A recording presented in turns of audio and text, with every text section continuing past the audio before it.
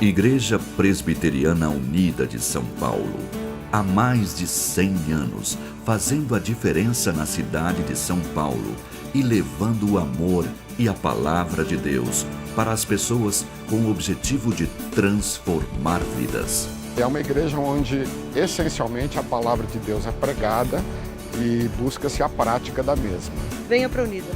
Um espaço para fazer amigos, adquirir valores, formar famílias.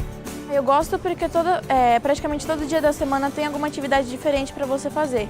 Então dá para você vir aqui todos os dias da semana e ainda mais nos domingos que tem os cultos. Venha para a Unida. Com uma visão direcionada pela Palavra de Deus, a Unida investe em vários ministérios para homens, mulheres, casais, atividades específicas para crianças, adolescentes e jovens. Fazer discípulos é a nossa missão. Além dela ser uma igreja linda, ela é uma igreja acolhedora, uma igreja que sempre está de portas abertas para todos. Venha pra Unida! Venha fazer parte da família da Unida. Certamente, aqui você será muito abençoado.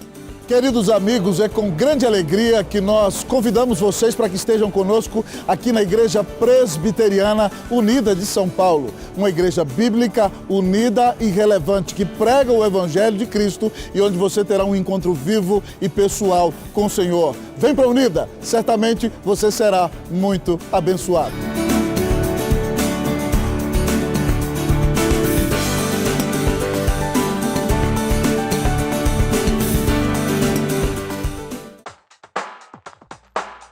A APECOM e a Igreja Presbiteriana Unida de São Paulo apresentam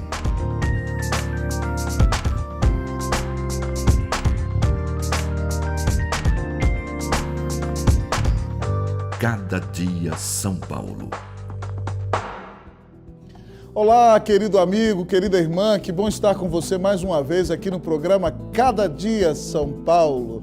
Esse programa é uma parceria da Agência Presbiteriana de Evangelização e Comunicação e da Igreja Presbiteriana Unida de São Paulo. E para abençoar o teu coração neste dia, nós abriremos a palavra de Deus no Salmo 1. Ouça com atenção e que Deus fale hoje ao teu coração. Assim diz a palavra do Senhor. Bem-aventurado o homem que não anda no conselho dos ímpios, não se detém no caminho dos pecadores, nem se assenta na roda dos escarnecedores. Antes o seu prazer está na lei do Senhor, e na sua lei medita de dia e de noite.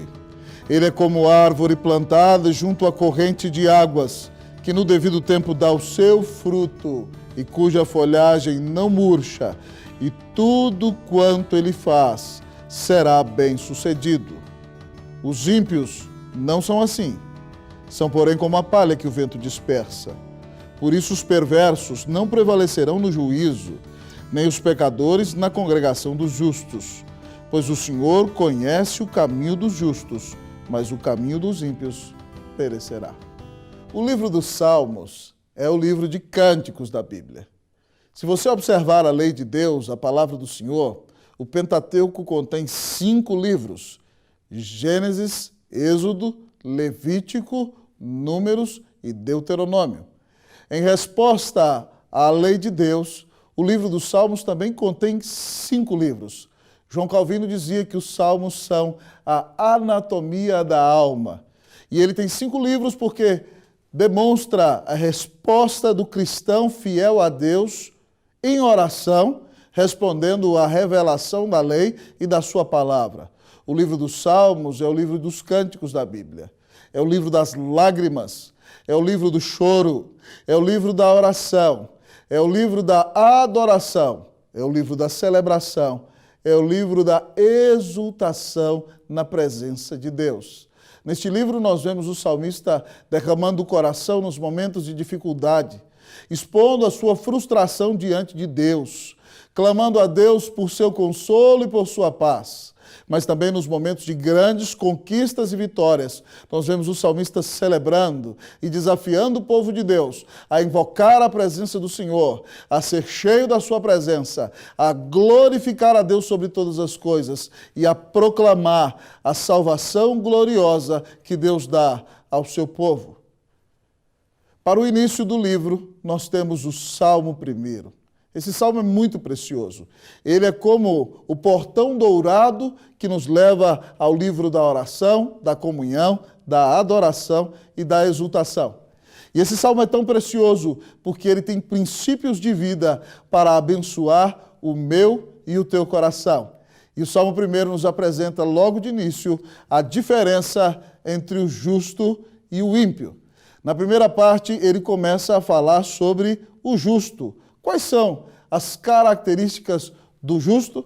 A primeira característica do justo é que ele foge do pecado. O versículo 1 diz: bem-aventurado o homem que não anda no conselho dos ímpios, não se detém no caminho dos pecadores, nem se assenta na roda dos escarnecedores. Querido amigo e irmão, o livro começa dizendo que esse homem é bem-aventurado. Essa palavra significa felicíssimo, aquele que tem uma alegria abundante. Traduzindo para um judeu literal, é aquele que marcha, é aquele que avança, é aquele que cresce a cada dia. E feliz na perspectiva do Salmo é aquele que foge do pecado.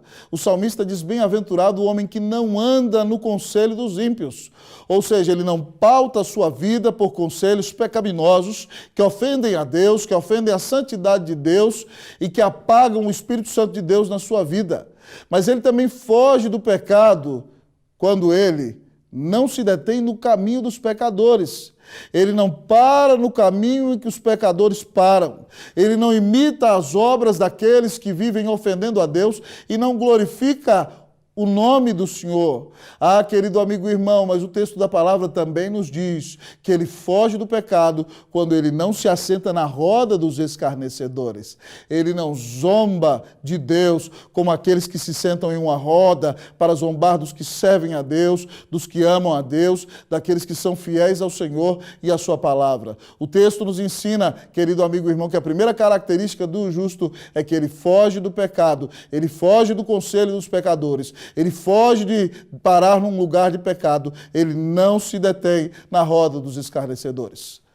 A palavra de Deus nos diz no Salmo 119:11, guarda no coração as tuas palavras para não pecar contra ti.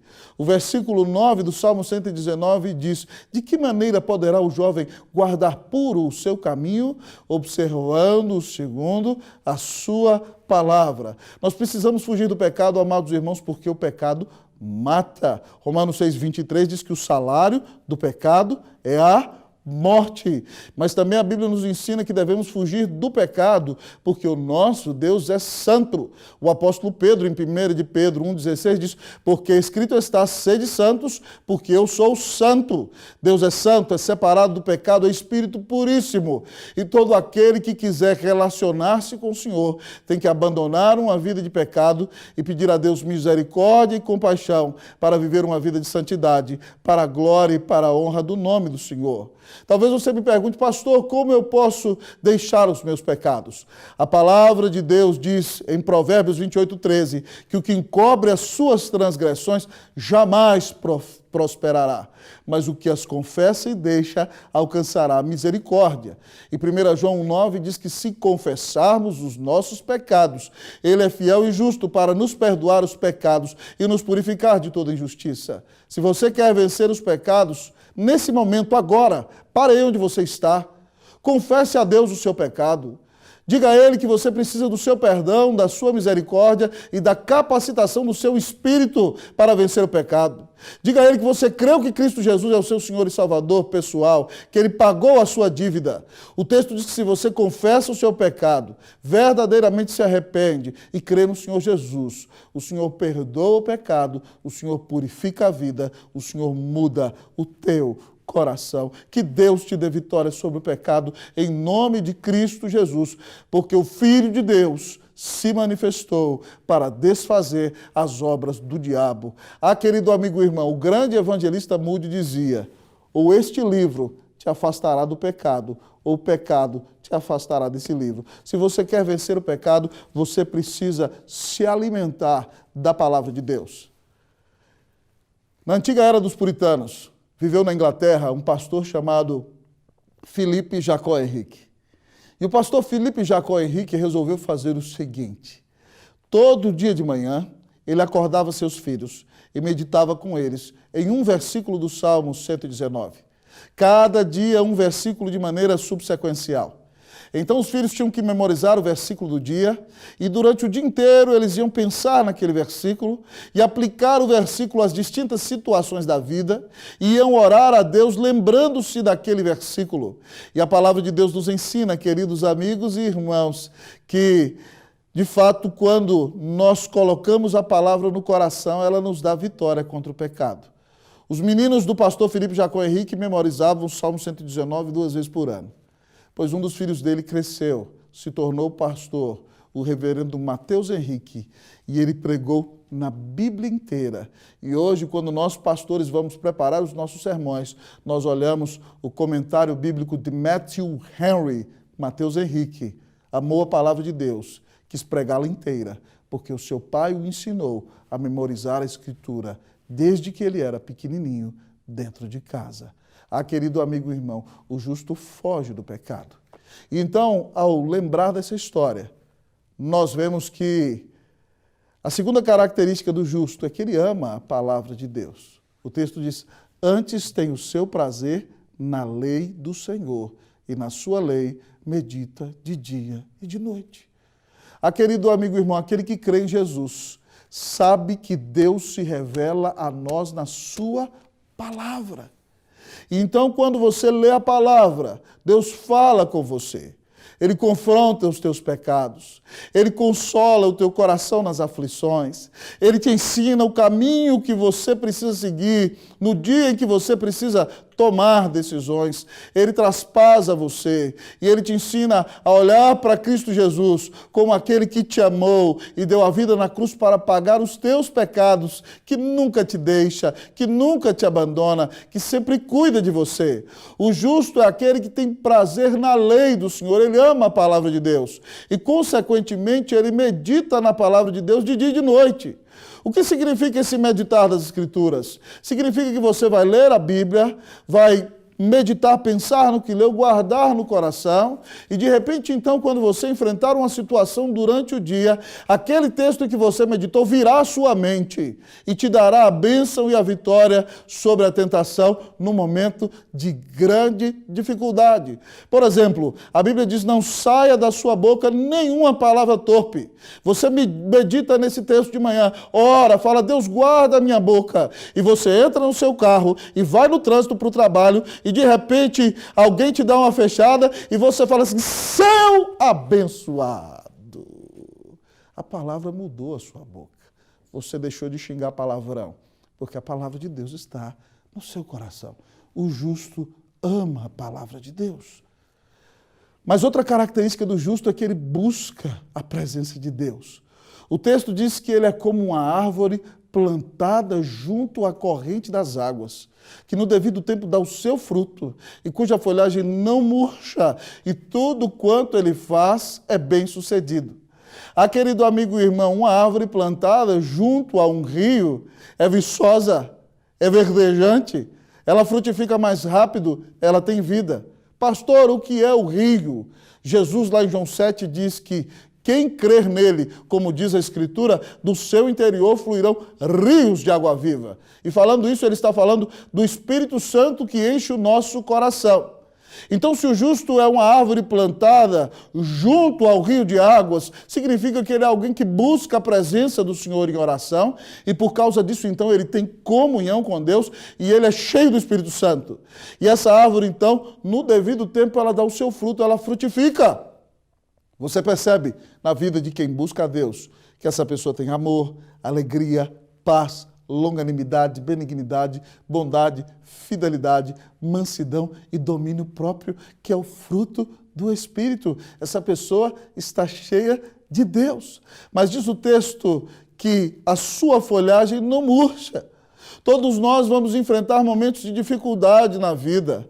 Talvez seja uma enfermidade, talvez a perda de um familiar, talvez uma grande traição, talvez o rompimento de uma amizade. Se você está na presença do Senhor, ainda que você enfrente dias difíceis, você não vai sucumbir, a sua folha não vai murchar. No devido tempo, você dará o seu fruto e nós perceberemos a bênção de Deus sobre a sua vida. Se você quer ser um justo e você creu em Jesus, então invoque a presença de Deus em oração, derrame a sua alma na presença do Senhor, conte a Ele as tuas dores, compartilhe com Ele as tuas angústias. Ele deu Cristo na cruz para morrer em teu lugar. Louve-o por sua graça, por tudo aquilo que Ele te dá de bom. Adore o Senhor por quem Ele é, pelo privilégio que você tem de conhecê-lo e por saber que nunca ninguém jamais arrebatará você das mãos do Senhor. O Salmo nos ensina a diferença entre o justo e o ímpio. Ele nos diz que o ímpio foge do pecado, o ímpio ama a palavra de Deus, o ímpio não, o justo foge do pecado, o justo ama a palavra de Deus e o justo busca a presença do Senhor. Que você, meu querido amigo e irmão, busque a presença do Senhor, se alimente da palavra de Deus e fuja do pecado, em nome de Cristo Jesus. Mas, pastor, qual é a diferença entre o justo e o ímpio? Agora o nosso Salmo vai começar a falar do ímpio. E ele diz que os ímpios não são assim. Quais são as características do ímpio? Em primeiro lugar, ele ama uma vida de pecado. Ele não é assim como o justo. Então, ele ouve o conselho de outros ímpios. Ele vive uma vida de pecado, ele se detém no caminho dos pecadores. Ele se assenta na roda dos escarnecedores. Ele zomba de Deus. Ele zomba daqueles que buscam o Senhor. Ele não tem temor de Deus, ele só quer agradar a sua carne pecaminosa. Ele quer agradar a homens pecadores e ele foge de viver uma vida santa. Ele vive sem temor de Deus, querendo satisfazer a si mesmo, agradando este mundo, agradando o inferno e não tem comunhão com o Senhor. Ah, já que ele não é assim, então ele não somente não ama, ele odeia a palavra de Deus. Ele não medita nela de dia e de noite, não. Ele não tem prazer na lei do Senhor. E o pior de tudo é que ele não está plantado junto à corrente das águas. Ele não tem comunhão com Deus em oração. Ele não crê em Jesus como seu Salvador. Ele não é cheio do Espírito Santo. E por isso, quando vem o dia do calor, o dia da seca, ele sofre tremendamente. Você não perceberá bom fruto em sua vida. E, infelizmente, ele vai sucumbir no dia das mais terríveis dificuldades. O texto diz que os ímpios não são assim, são, porém, como a palha que o vento dispersa. A palha, querido amigo e irmão, não tem consistência. A palha não tem substância que a mantenha firme no solo. Ah, querido amigo e irmão, a palha é alguém sem fundamento. De repente bate o vento da dificuldade na vida dessa pessoa e ela é levada. Ela não tem firmeza, ela não tem fundamento, ela não tem consistência. Ela é levada de um lado para o outro. Ela não tem esperança. A sua situação é terrível. Os ímpios não são assim. São, porém, como a palha que o vento dispersa. Sua vida não tem significado. Seu coração não tem paz. Para o seu futuro não há esperança, porque eles não têm Jesus habitando dentro de si. Jesus nos pintou o quadro de como é a vida de alguém que não obedece a Deus. No final do seu sermão, o Sermão do Monte, ele diz o seguinte: todo aquele, pois, que ouve estas minhas palavras e não as pratica, será comparado a um homem insensato, que edificou a sua casa sobre a areia. E caiu a chuva, transbordaram os rios, sopraram os ventos e deram com ímpeto contra aquela casa, e ela desabou, e foi grande a sua ruína. Aquele que não crê em Jesus vive em grande perigo. Sabe por quê, querido? Nós não sabemos até quando nós ficaremos vivos. E depois que partirmos deste mundo, nós encontraremos com Deus em seu tribunal. E aquele que rejeitou o Filho de Deus e não creu em Cristo Jesus como seu Senhor e Salvador, sofrerá penalidades eternas e receberá sobre si o peso da mão de Deus. O ímpio ama a vida de pecado, odeia a palavra de Deus, não busca a presença do Senhor e não tem consistência alguma. ele corre grande perigo. Você tem vivido como um ímpio? O Salmo nos ensina a diferença entre o justo e o ímpio. Ele nos apresentou as características do justo e depois nos apresentou as características do ímpio. E agora, então, ele nos apresenta o destino de ambos. O texto diz nos versículos de número 5 e 6 o seguinte: por isso os perversos não prevalecerão no juízo, nem os pecadores na congregação dos justos, pois o Senhor conhece o caminho dos justos, mas o caminho dos ímpios perecerá. O texto começa falando do destino do ímpio. O texto diz que o perverso não vai ficar de pé no dia do juízo final. Ele ficará envergonhado. À esquerda do Senhor será mandado para o lago de fogo e enxofre, para o inferno onde receberá a ira de Deus. O texto diz que ele não habitará na congregação dos justos. E o texto diz que o caminho dos ímpios perecerá. O Senhor vai destruir aquele que é ímpio. Ah, querido amigo e irmão, há uma figura na Bíblia de que Deus está preparando o seu arco para o ímpio. E já colocou as suas setas no fogo. E Deus atirará contra ele, porque não fez caso do Senhor. O destino do ímpio é a destruição eterna. O destino do ímpio é estar debaixo da ira de Deus. O destino do ímpio é uma eternidade cheia de tristeza, de angústia, de aflição, de opressão, de sofrimento e de distanciamento de Deus. Mas louvado seja Deus, porque o Salmo não só apresenta o destino do ímpio, ele apresenta o destino do justo. E o texto diz que o Senhor conhece o caminho dos justos. Ah, querido amigo e irmão, esse verbo conhecer no hebraico significa ter um relacionamento íntimo e pessoal. Esse verbo foi traduzido no Novo Testamento, em Mateus 1:25, naquele dia em que José se casou com Maria, mas ele só teve relações sexuais com ela depois que Jesus nasceu. Em Mateus, no capítulo 1, versículo 25, diz que José não conheceu a Maria até que Jesus nascesse. Ora, pois, eles estavam casados. O verbo conhecer significa ter um relacionamento de intimidade entre marido e mulher. Então, se você entende o que é o verbo conhecer para um judeu, o texto vai te mostrar, pois o Senhor conhece o caminho dos justos. O Senhor ama o caminho dos justos. O Senhor tem intimidade com o caminho dos justos. O Senhor ama intensamente a vida do justo, pois foi o Senhor quem o colocou neste caminho. Ah, querido amigo e irmão, se você quer andar no caminho do justo, você tem que crer na palavra de Deus.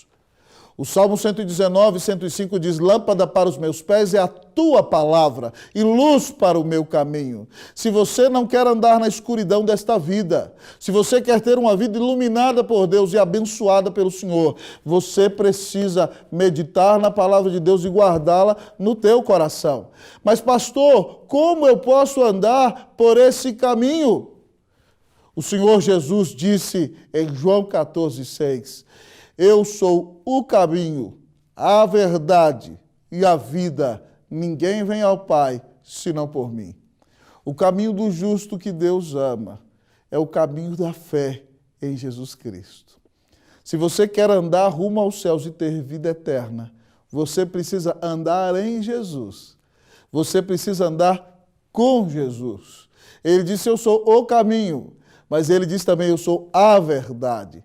Ele é a única verdade na qual você deve crer.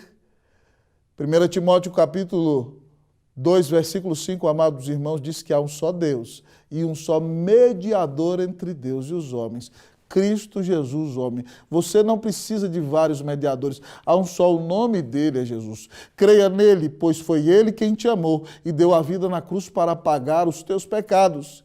Ele diz que ele é o caminho, a verdade em que você deve crer, o caminho em que você deve andar, mas ele diz que é a vida de Deus que você pode receber para ter paz na alma, para ter alegria no coração, para ter esperança de viver. Como você tem se sentido? Você tem vivido uma vida vazia, uma vida sem significado? A vida de Deus pode encher o seu coração, se você de fato crer que Jesus Cristo é o Filho de Deus, que morreu na cruz para pagar os teus pecados. E se arrependendo dos seus pecados, você entregar-se totalmente a Ele como seu único Senhor e Salvador. O texto da palavra de Deus nos ensinou nesse dia a diferença entre o justo e o ímpio. Eu quero perguntar para você, você é um justo ou você é um ímpio? Talvez você me diga, pastor, eu quero ser um justo. Se você quer ter paz com Deus, creia que Jesus Cristo te amou e morreu na cruz para pagar os teus pecados. Arrependa-se dos mesmos, clame a Ele para vir morar no seu coração. Então Deus te declarará justo no seu tribunal. Creia em Jesus e você ouvirá na sua consciência o Deus eterno dizer, eu te declaro justo pela fé no meu Filho Jesus Cristo. Então você começará a viver como justo, uma vida de santidade, de amor à palavra, de busca da presença de Deus. Que o Senhor te abençoe nesse dia, que Ele te dê a bênção da justificação. Que Deus permaneça contigo. Amém. Cada dia São Paulo, uma realização da APECOM e da Igreja Presbiteriana Unida de São Paulo.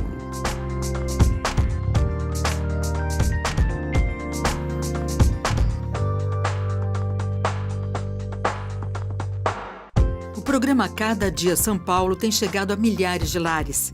E você pode nos ajudar a alcançar muito mais pessoas com a mensagem de Cristo. Seja um parceiro em missão do nosso programa. Deposite sua oferta no Banco do Brasil, agência 1191, dígito 6, conta 37038, dígito X. Agência Presbiteriana de Evangelização e Comunicação. Venha você também ser um parceiro na evangelização do Brasil. A Igreja Presbiteriana do Brasil é fruto de uma ação missionária da Igreja Norte-Americana que enviou o jovem pastor Ashbel Green Simonton ao nosso país em 1859, com o profundo desejo no coração de apresentar o Evangelho da graça de Jesus aos brasileiros. Ao longo desses 160 anos de história, o ideal missionário tem se tornado realidade. E a partir do seu compromisso com a integridade bíblica em uma perspectiva teológica reformada e com o propósito de fazer a diferença na sociedade, a IPB tem sido um instrumento usado por Deus para alcançar e transformar a vida de milhares de pessoas no Brasil e no mundo. A Igreja Presbiteriana em cada cidade, com suas escolas, hospitais, projetos sociais e missionários, cumpre a sua missão visando a glória de Deus. Igreja Presbiteriana, há 160 anos evangelizando o Brasil.